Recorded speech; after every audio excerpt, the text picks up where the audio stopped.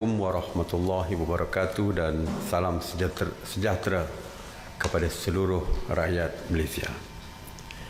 Hari ini merupakan hari pertama kita semua berpuasa. Jadi sekali lagi saya ingin mengucapkan selamat berpuasa kepada seluruh muslimin dan muslimat. Walaupun berpuasa, Jabatan Kuasa Khas Menteri-Menteri mengadakan mesyuarat seperti biasa bermula pukul 9 pagi. Daripada laporan yang diberikan oleh PDRM, semalam mereka telah mengadakan sebanyak 827 sekatan jalan raya di seluruh negara dan melakukan pemeriksaan ke atas 627,494 kenderaan. Ada kenaikan yang begitu tinggi berbanding dengan sebelumnya. Saya percaya kita dilaporkan bahawa ianya mungkin berpunca daripada ramainya rakyat kita yang keluar untuk membeli, berbelanja untuk hari pertama Ramadan hari ini. Sebanyak 42,941 pemeriksaan mengejut telah diadakan di seluruh negara dengan sebanyak 6,700 premis telah diperiksa. PDRM telah menangkap seramai 550 individu berbanding dengan 763 individu pada hari sebelumnya kerana engkar PKP yang merangkumi 480 individu yang direman dan 70 individu yang diberikan jaminan polis. Hari ini juga, hari semalam juga terdapat penurunan dari segi jumlah tangkapan. Jadi seperti yang saya sebutkan, kita berharap supaya jumlah tangkapan ini akan terus menurun dan yang menggambarkan kadar pematuhan rakyat terhadap peraturan PKP ini semakin meningkat. Seramai 1,014 individu juga telah pun dituduh di mahkamah semalam dan jumlah tangkapan kumulatif ingkar PKP sehingga 23 April iaitu semalam adalah seramai 19,048 individu. Mengenai berita palsu, sehingga semalam PDRM dan SKMM telah membuka 238 kertas siasatan berikutan dengan berita palsu COVID-19 berbanding 237 kertas siasatan hari sebelumnya. Daripada jumlah tersebut, sebanyak 170 masih di dalam siasatan, manakala 24 kes didakwa di mahkamah dan 13 telah pun mengaku salah dan juga 11 telah pun diberikan notis amaran. Orang ramai boleh menyemak kesahihan berita melalui portal sebenarnya.my. Sekali lagi, kerajaan ingin memberikan peringatan untuk berhati-hati sebelum menyebarkan sebarang kandungan yang diragui kesahihannya. Jika tidak pasti, jangan kongsi. Kerana tindakan juga boleh diambil kepada penyebar-penyebar yang menerima berita dan menyebarkan juga boleh diambil tindakan. Dan seperti saya sebutkan bahawa PDRM dan SKMM akan bertindak tegas terhadap mereka yang menyebarkan berita palsu. Mengenai pusat kuarantin, sehingga semalam 204 pusat kuarantin telah pun dibuka dan beroperasi berbanding dengan 201 pada hari sebelumnya, yang mana 16,186 individu sedang menjalani proses kuarantin wajib. Semalam, seramai 1,426 rakyat Malaysia telah pulang ke tanah air dan telah dikuarantin secara wajib. Seramai 18,053 Rakyat Malaysia yang pulang dari luar negara telah pun dikuarantin secara wajib sejak 3 April 2020. Manakala sejak 17 April 5,698 individu telah pun selesai menjalani tempoh kuarantin wajib dan dibenarkan pulang ke rumah masing-masing. Mengenai ops sanitasi awam di bawah kawal selia KPKT sejak 30 Mac 2020, mereka telah melakukan 3,844 operasi sanitasi awam di 78 zon termasuk di 13 zon merah. Semalam sebanyak 259 operasi sanitasi awam yang meliputi 67 zon merah dan kuning di 14 negeri termasuk 40 operasi di Johor dan 31 operasi di Perak.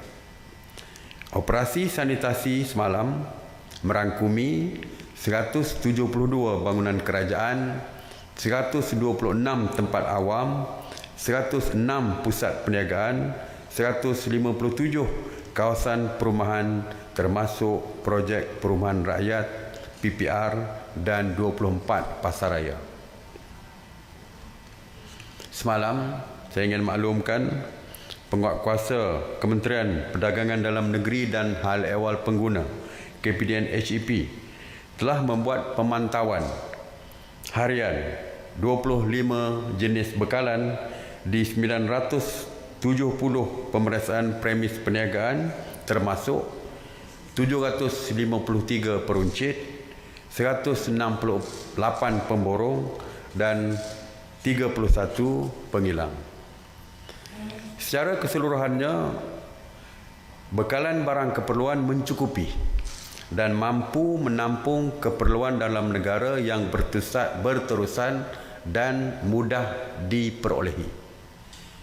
Kementerian Pertanian dan Industri Makanan MOA juga memberikan jaminan barang makanan basah seperti sayur-sayuran, daging, ayam, telur juga lebih daripada mencukupi. Oleh itu, saya nasihatkan kepada semua bahawa tidak perlu bimbang dengan bekalan makanan dan keperluan harian bagi menyambut bulan Ramadan ini kerana ianya dijamin mencukupi. Semalam, Yang Amat Berhormat Perdana Menteri Tan Sri Muhyiddin Mohamad Yassin telah pun memaklumkan bahawa kerajaan telah pun bersetuju untuk memberikan kelonggaran perjalanan pulang bagi pelajar-pelajar IPT yang berada di kampus dan juga yang menyewa rumah di luar kampus. Di dalam mesyuarat khas Menteri-Menteri pagi ini, Menteri Pengajian Tinggi Yang Berhormat Datuk Dr. Nur Aini Ahmad telah pun membentangkan SOP proses penghantaran pulang pelajar IPT A dan IPTS di bawah Kementerian Pengajian Tinggi termasuk Politeknik dan juga Kolej Komuniti. Mesyuarat telah bersetuju untuk membenarkan pergerakan menghantar pulang pelajar bermula pada 27 April 2020 iaitu hari Isnin depan. Waktu perjalanan dihadkan dari jam 9 malam hingga 9 pagi bagi mengelakkan kesesakan dan pergerakan yang besar di waktu siang. Pergerakan hanya melibatkan pergerakan adalah secara berperingkat-peringkat dan ianya melibatkan perjalanan ke zon hijau sahaja. Pelajar yang terlibat, walaupun seperti saya maklumkan, oleh kerana pelajar ini berada di dalam kampus selama lebih daripada 1 bulan dan tidak ada gejala, mereka dianggap sebagai bersih dan selamat daripada jangkitan COVID-19. Walau bagaimanapun, Kita juga mengarahkan supaya setiap pelajar yang ingin pulang perlu menjalani saringan gejala sebelum menaiki bas, dan mereka akan dibekalkan dengan makanan dan topeng muka.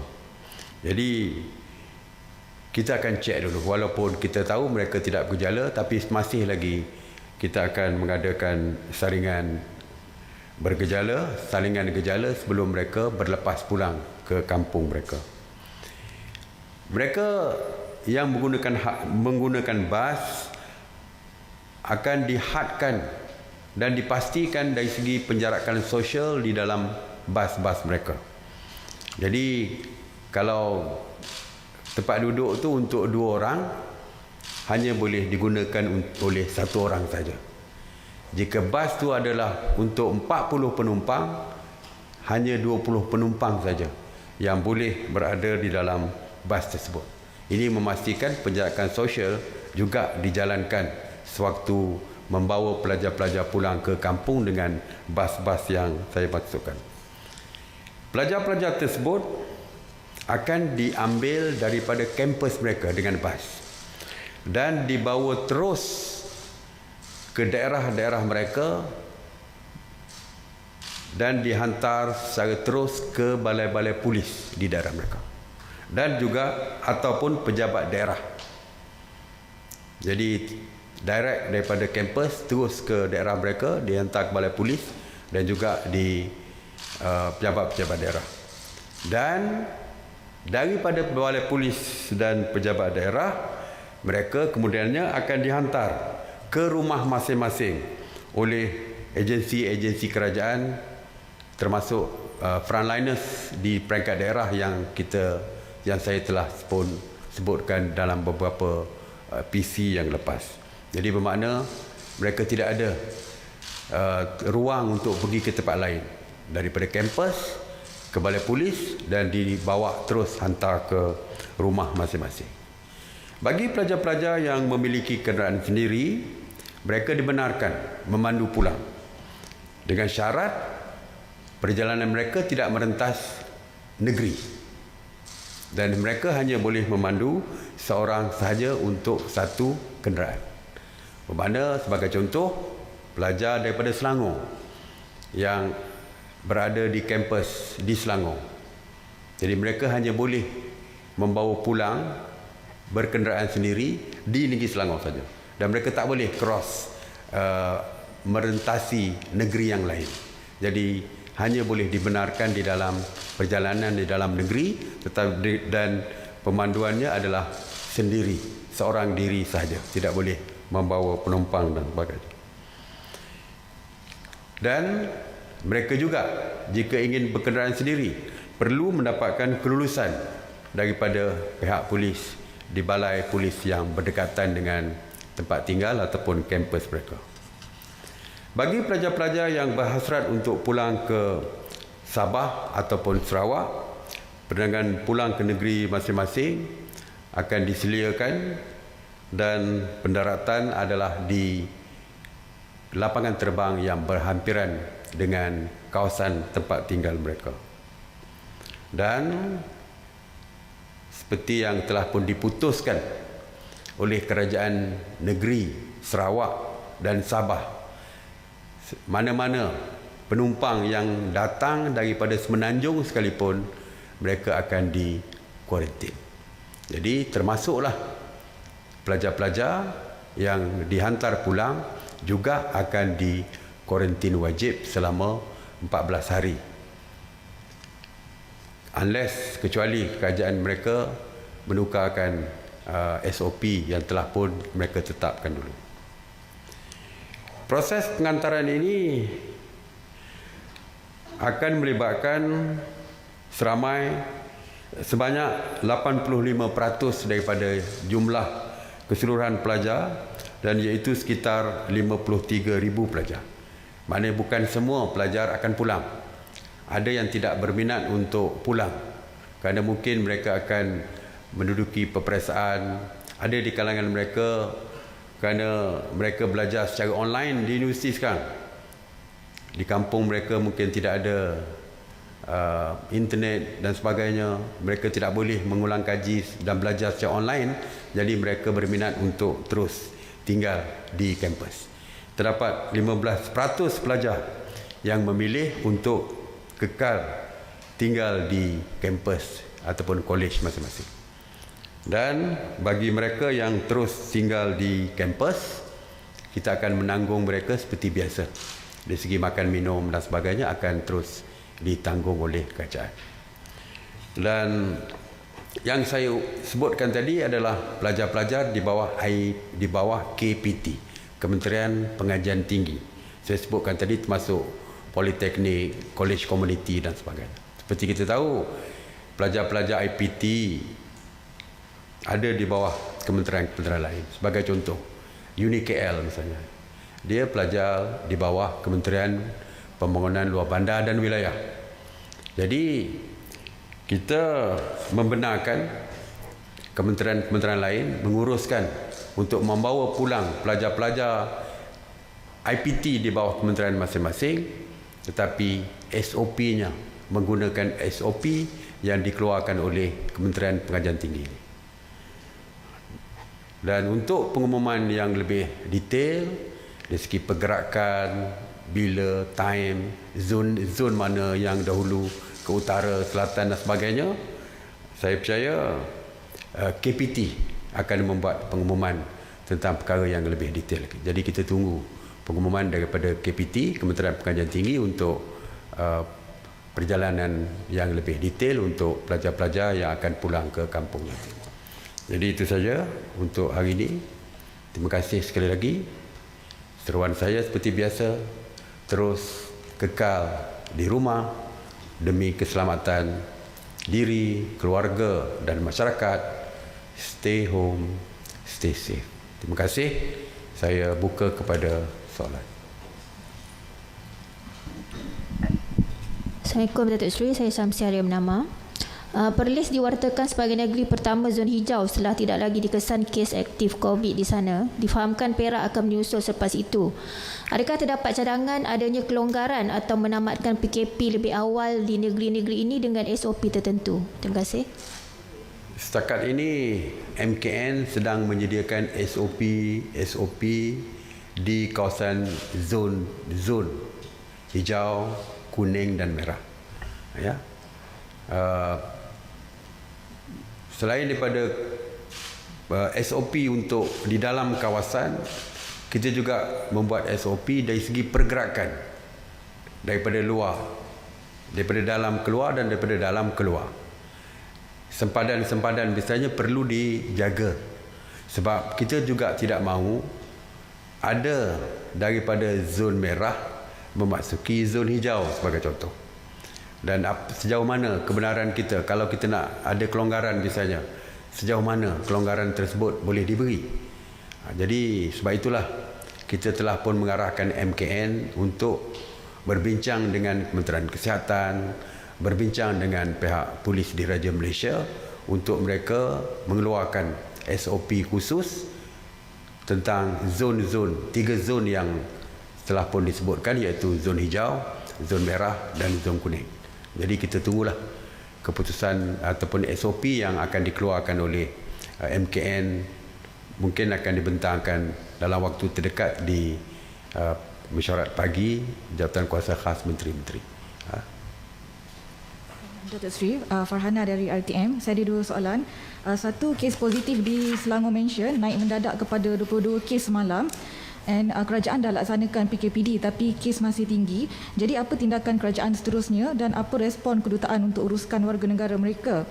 Soalan kedua, bagi meringankan beban rakyat semasa PKP ni, kerajaan ada tak bercadang untuk benarkan KWSP buka kios ataupun kaunter pejabat supaya pencarum-pencarum yang berumur 50 tahun ke atas yang mempunyai masalah dari segi online ni untuk mereka keluarkan wang di kaunter? Okey, di Selangor Mansion jika ada kenaikan mendadak di dalam, because kita dah lockdown mereka tu, jadi lebih mudah dari segi kawalan. Ya, kalau kita lihat di Sembaranggang misalnya, apabila ada kenaikan, kita akan sambungkan dari segi tempoh PKPD tersebut. Begitu juga di tempat lain. Walaupun perkara ini akan kita bincangkan sebab akhirnya Kementerian Kesihatan akan memberikan nasihat kepada kita sebelum kita membuat satu-satu keputusan. Jika perlu disambung lagi kerana ada kenaikan, kita akan umumkan untuk sambungan dan sebagainya. Dari segi dengan kedutaan luar berkaitan dengan rakyat mereka yang berada di situ, Kementerian Luar sentiasa berhubung dengan kedutaan-kedutaan asing di sini bagi memastikan kebajikan rakyat mereka terjaga. Mengenai KWSP, insya-Allah perkara ini melibatkan kementerian lain. Kita akan bincangkan di dalam mesyuarat pagi kerana wakil MOF sentiasa ada, sama ada Timbalan Menteri ataupun KSP, KSU dan KSP ataupun wakil-wakil daripada Kementerian Keuangan ada sewaktu mesyuarat pagi, jadi kita akan bincangkan perkara ini. Assalamualaikum Datuk Seri, saya Hasna daripada Bernama. Soalan pertama saya berkaitan dengan kepulangan pelajar ke kediaman masing-masing. Pertama, siapa yang menanggung kos keseluruhan? Dan yang kedua berhubung dengan bantuan bakul makanan, di mana ada ahli Parlimen Pembangkang yang mendakwa mereka didiskriminasi. Ada antara mereka yang kata bantuan bakul makanan tu masih tidak diagihkan walaupun setelah 2 minggu. Ada yang kata masih tak dapat lagi bakul makanan, dan ada juga yang kata dapat kurang daripada yang dijanjikan, iaitu 1,000. So mungkin ada komen sikit.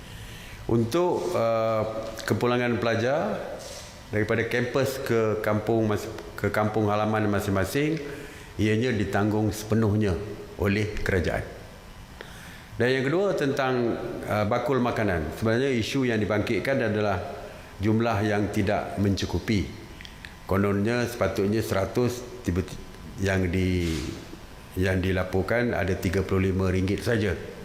Itu ada beberapa individu tertentu yang membuat posting di dalam media sosial masing-masing.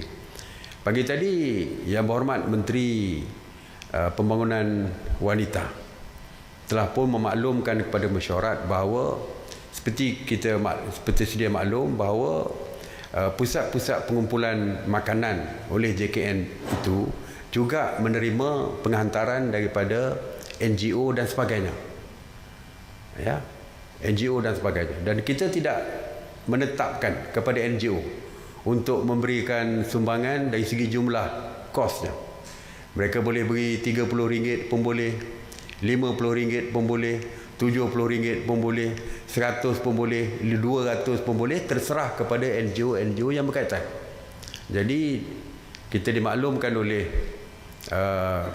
Menteri Pembangunan Wanita bahawa itu bukanlah bakul daripada Jabatan Kebajikan Masyarakat.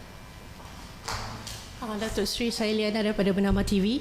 Datuk Seri, saya nak tanya berkenaan dengan pelajar intern yang berada di luar kampus. Bagaimana, adakah mereka dibenarkan pulang ke kampung halaman mereka? Kedua, soalan berkenaan dengan baru-baru hari ini salah satu portal yang mengatakan bahawasanya Kerajaan Negeri Sarawak akan melaksanakan SOP tersendiri untuk membawa pulang pelajar mereka. Dapatkan reaksi pada Datuk Seri. Okey, saya dah kata tadi, pelajar yang dibawa pulang bukan saja pelajar dalam kampus tetapi juga pelajar-pelajar di luar kampus yang menyewa sendiri.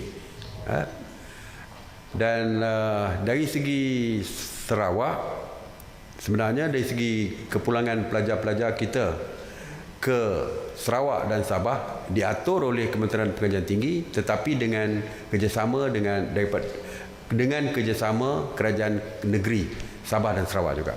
Ya. Kita bekerjasama dengan Sabah dan Sarawak kerana seperti kita tahu kedudukannya, kalau sampai ke satu lapangan terbang misalnya ke Sibu atau ke Sibu sebagai contoh, kalau tak silap saya nak dihantar ke Kapit misalnya, jadi tentulah dari segi ground handling dan sebagainya dibincangkan oleh KPT dengan Kerajaan Negeri, kerana dia berbeza dengan kita. Kalau kita direct boleh hantar ke balai-balai polis yang berhampiran, tapi penerbangan mereka di bandar-bandar kecil mungkin jauh di hulu sungai dan sebagainya, tidak ada pesawat direct. Dia ke lapangan terbang di bandar besar, dan untuk ke bandar-bandar kecil tadi tentulah perlukan kerjasama dengan Kerajaan Negeri. Jadi KPT akan berbincang dengan Kerajaan Negeri. Datuk Seri, saya Rosmalis dari Bernama. Tadi Datuk Seri jelaskan hanya kepulangan pelajar ke zon hijau sahaja. Maknanya pelajar yang kediamannya di zon merah tak boleh balik ke atau macam mana? Dan kalau pelajar itu dari zon merah pula nak balik ke zon hijau, bagaimana? Okey. Untuk peringkat awal ni kita straightforward punya kes dulu. Iaitu daripada universiti ke zon hijau. Straightforward. Tetapi yang daripada universiti nak balik ke zon merah, sekarang ni kita tidak benarkan. Daripada zon merah, dia menyewa rumah di dalam kawasan zon merah, nak balik ke zon hijau, juga kita tidak benarkan lagi peringkat awal ini. Oleh mana pun kita sedang berbincang. Sebagai contoh, pelajar di kampus nak balik ke zon hijau, nak balik ke Sempan Renggam, yang mana masih lagi di dalam PKPD, tentu saja kita tak boleh benarkan. Tetapi kita ada berbincang tadi supaya kalau boleh, mungkin mereka boleh balik ke zon hijau di rumah keluarga yang terdekat. Mungkin rumah abang mereka di zon hijau. Jadi dia tak balik di rumah keluarga dia kerana zon merah, tapi mereka dibenarkan balik ke zon hijau di rumah abang, kakak ataupun sesiapa saja, kawan dan sebagainya. Jadi mereka boleh buat pilihan. Itu juga kemungkinan yang berlaku untuk kita lebih mempermudahkan supaya kita boleh benarkan mereka pulang. Okey? Terima kasih. Assalamualaikum warahmatullahi wabarakatuh.